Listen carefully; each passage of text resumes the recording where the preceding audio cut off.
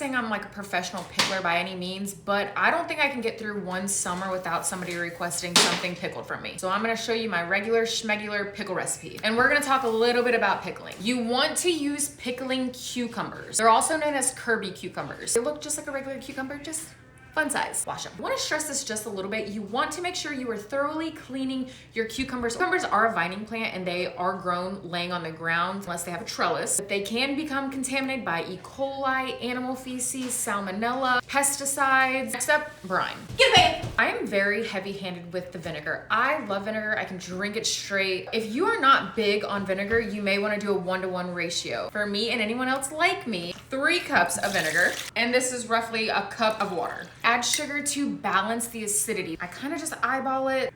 If you don't want the sugar, just don't add it.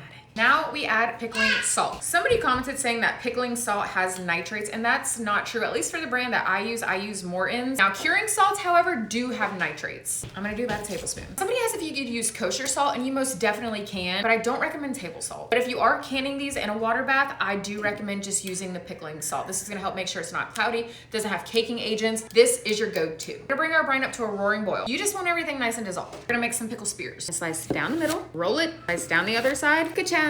You do not need to can pickles if you are just doing a refrigerator recipe. You only want to can pickles if you are going to be putting them on the shelf. If you want long-term storage, you will need to water bath your pickles. So if you were just making these to enjoy some pickles tomorrow, refrigerator recipe. Long-term, water bath. These can be stored in your refrigerator up to a few months. Will they last that long? Absolutely not, because they're so dang good. Get creative, add anything that you want. These aren't for me, so I'm not gonna get too crazy, but you can add onion, jalapenos, garlic. If you like dill pickles, add a couple sprigs of dill in there. My trusty dusty silicone garlic peeler. This thing is the best whenever you are peeling garlic. Push down and roll.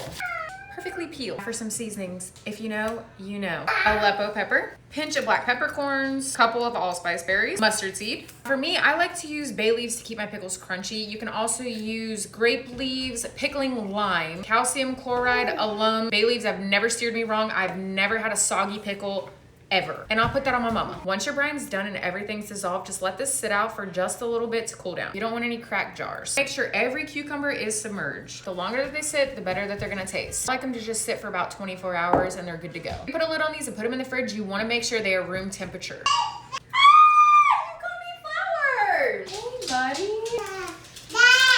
Hi! You wanna be in our group hug? You better! That's it. That is how you make just regular old pickles. I love you guys.